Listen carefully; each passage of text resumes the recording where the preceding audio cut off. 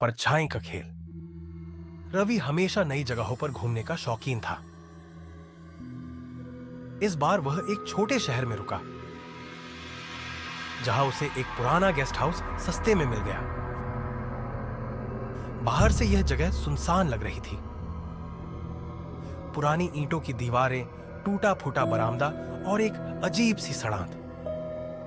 लेकिन रवि को कोई फर्क नहीं पड़ा। गेस्ट हाउस का मालिक अजीब था।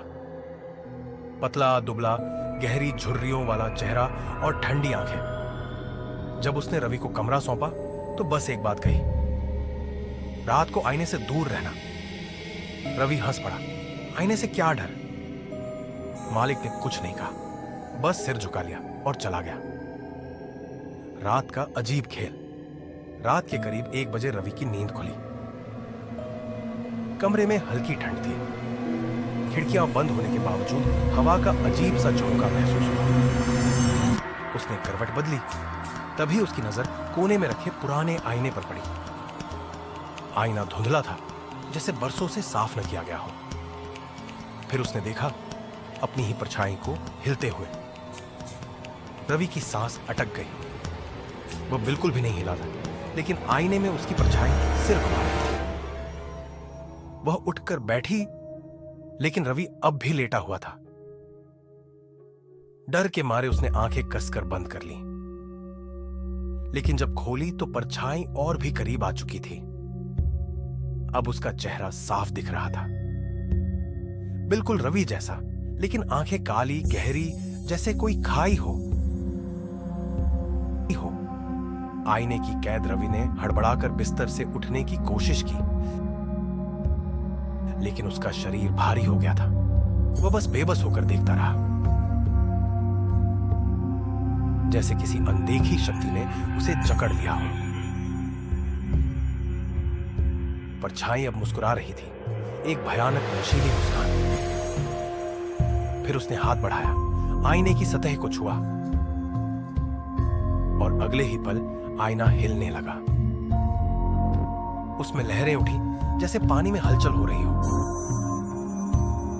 रवि ने घबराकर अपने हाथ पीछे खींचे, लेकिन देर हो चुकी थी। आईने के अंदर से एक ठंडा सड़ांध भरा हाथ निकला और उसकी कलाई पकड़ ली। अब मैं असली हूं और तुम बस एक परछाई।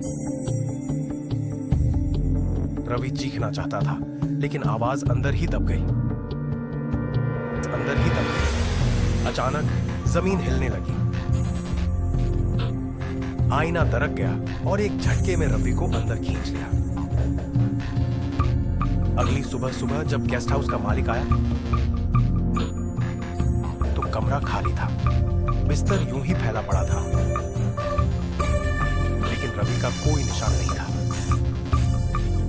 वह धीरे धीरे आईने के पास गया और उसे ध्यान से देखा। धुंधले कांच के पीछे एक आकृति दिखी,